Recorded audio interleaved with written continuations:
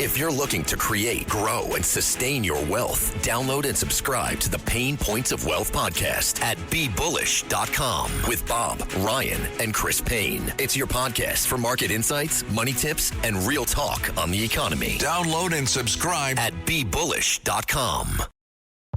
This episode is brought to you by Progressive Insurance. Fiscally responsible, financial geniuses, monetary magicians. These are things people say about drivers who switch their car insurance to Progressive and save hundreds. Visit Progressive.com to see if you could save. Progressive Casualty Insurance Company and Affiliates. Potential savings will vary, not available in all states or situations. It's the Joe Concha Tunnel to Towers Foundation Sunday morning show. Now, here's Joe Concha.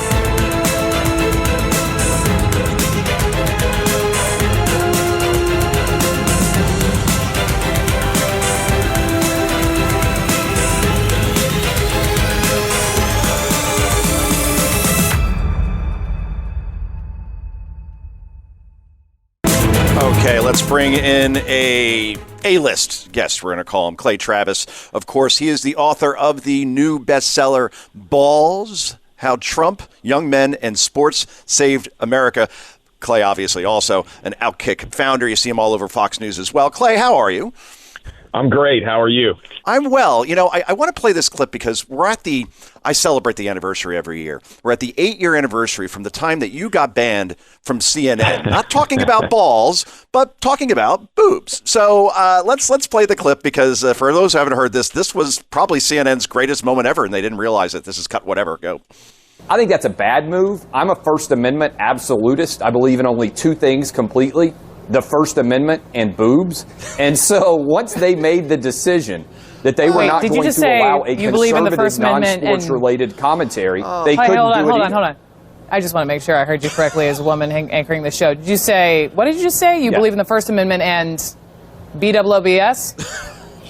Boobs. Two things that have only never let me down in this entire country's history: the First Amendment and boobs. Yeah. Guys, why would you even say that live on national television and with a female host? I say it live on the radio all the time because it's true, and that's what I do. So what was the reaction after that? I know CNN wouldn't put you ever on again, Clay, but after that happened, did that elevate your career even more? I think so. I think primarily because most people saw through how ridiculous that was. I think Brooke Baldwin felt like she was in some way playing the "I'm a woman" card. And honestly, I've used that phrase for a long time because it resonates in a way that First Amendment absolutist does not. But it also reiterates the First Amendment, right? So I have just always kind of been stunned that there are so many people out there in our line of work that are total morons, and worse than being morons, cowards. And so I think people don't expect that they're going to agree with you or me on everything. But what they want us to do is say what we authentically believe and not back down from it when there is a little bit of an uproar. So, look, if I had apologized there, then all the people who thought that was funny and kind of liked the fact that I was doing that on CNN in a First Amendment debate would have turned on me. And none of the people that ever want you to apologize actually want you to apologize, right? They don't actually care. They just want to weaken you. This idea that you're perpetually offended by things that actually aren't offensive. I think, it's been 8 years, but I think if I hadn't done what I did there, I don't think I'd be talking to you right now, and I don't think I would have the career that I have today. I agree with that. And we're talking to Clay Travis. The book is Balls, How Trump, Young Men, and Sports Saved America. I just love on CNN that you compare Trump to Hitler, Stalin, and Mao. That's fine. But use the term boobs. That's a fringe too far. And the book is great. I mean, as a former sports columnist, sports producer, we both kind of come from the same world. We went from sports, and now we do a whole bunch of other stuff. You're still doing sports, obviously, but Outkick, and that's just a great site, just the counterweight completely to ESPN. But in the book, you say that Democrats don't have a Trump problem. They have a man problem. And Trump was just the guy to exploit it. How did he do it?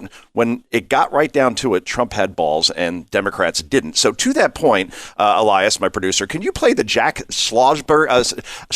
I think that's how you pronounce her name. That's Jackie Kennedy Onassis Schlossberg. This is, I guess, let me think about this. John F. Kennedy. This is his son. So you got to listen to this because I have a feeling that he kind of has a man problem as well. This is cut, whatever. Go. Newsflash! Republicans are lying. They say that Democrats shut down the government.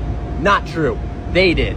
Why? So they can protect private health insurance profit margin. The Democrats are standing up for the American people and making sure that your healthcare costs don't go up, which they will. This administration believes that birthright citizenship is unconstitutional. Hey JD, it's me and my new friend. I named him JD after you, his dad. JD, I'm at the Reproductive Rights Freedom Bus, and everyone here, they like reproductive freedoms, JD, but you don't. Want to hear a dirty little secret? Don't tell anyone, but Republicans are trying to take away the right to vote from millions of people. The question was, how do you spell labor? That's H-A-R-R-I-S.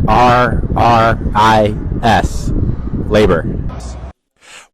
If you're looking to create, grow, and sustain your wealth, download and subscribe to the Pain Points of Wealth podcast at BeBullish.com with Bob, Ryan, and Chris Payne. It's your podcast for market insights, money tips, and real talk on the economy. Download and subscribe at BeBullish.com.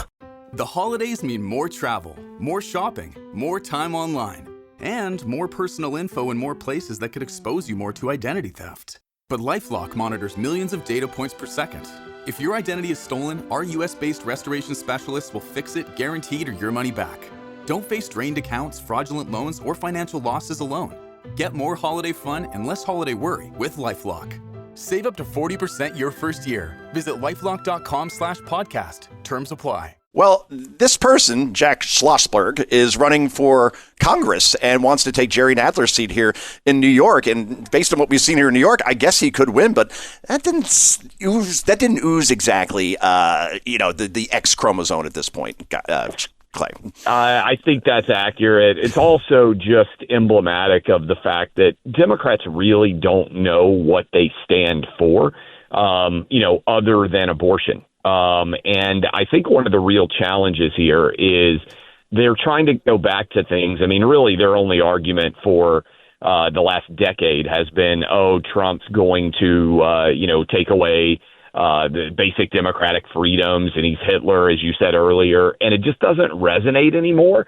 And I don't think this healthcare thing is going to resonate very well for them, because the reality is, health insurance was the entire basis, basically all of Obamacare. All it did was give billions, tens of billions, hundreds of billions of dollars to healthcare companies.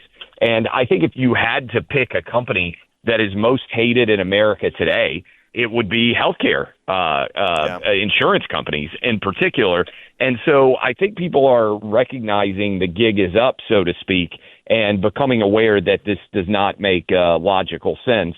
And also, certainly, culturally, the loss of men is something that I think is going to be very hard for Democrats to come back from. As we saw in the last election, and we're talking to Clay Travis. He, of course, is the co-host of the Clay and Buck Show, syndicated nationally. So where do you come down on this whole Epstein thing with these revelations that we're seeing this week? Because I see nothing here. I mean, all I see is that Donald Trump saw that Epstein was a bad guy and threw him out of Mar-a-Lago, and he knew about the girls, and maybe that's why he wanted to stay clear of Epstein once those rumors were becoming facts. But yet, all I'm seeing on these other networks like CNN, wall-to-wall coverage of apparently the walls are closing in this time on Donald Trump for good. I just can't believe that they're running with this. What's the Democrat strategy here? I think it's to take away from the fact that they just had the disastrous shutdown strategy. And so they are in the position now of trying to pretend that this Epstein story has legs at all. Look, I mean, I said this early in Trump 2.0, and I think it really just kind of ends the argument in many respects. And that is, do you really think that if there was some dead to rights significant issue at play with Donald Trump and Jeffrey Epstein, that in the midst of trying to bankrupt, imprison, and drive people to try to kill President Trump, they wouldn't have deployed this at some point in time prior to now? So, I mean, I think that really kind of ends the argument that there's anything of a significant nature happening here. Obama had access to it when he was president, all these documents. Biden, the same thing. They would have used this in 2016, 2020, or 2024. So there is no smoking gun because, as we know, it definitely would have happened by now. We only got about 30 seconds left, Clay. But what's one thing people are going to learn in the book, Balls, how Trump young men in sports saved America?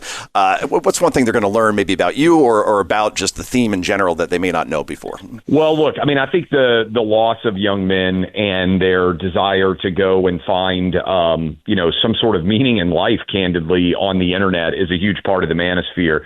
But I also think 2028 is going to be about young women because I think they are increasingly being spoken to as if abortion is the only issue that's on the table. Yeah. The reality is Roe v. Wade got overturned, Joe, and I'm sure you saw this data, but the number of abortions hasn't changed. Exactly. So what happens when you're selling this, Handmaid's Tale to young women, and many of them are starting to become aware that's not true? I kind of dive into it a lot in the book as well. Well, that's great to hear. And again, Balls, How Trump, Young Men in Sports Saved America. It is a bestseller. He is Clay Travis. Clay, thanks so much for joining us. We really appreciate it.